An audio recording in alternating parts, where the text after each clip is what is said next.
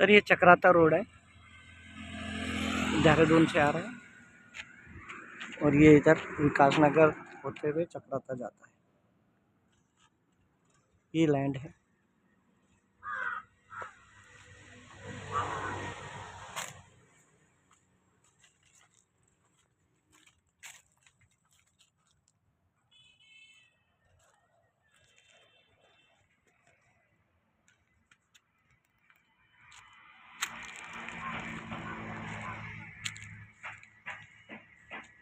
सत्संग भवन पास में ही है यहाँ पे।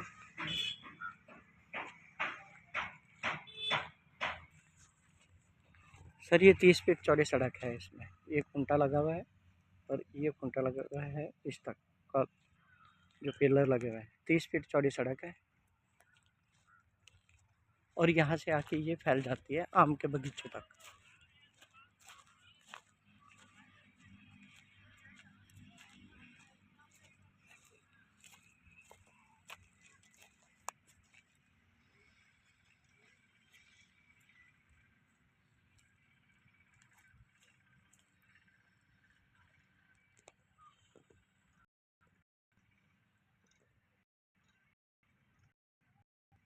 तेईस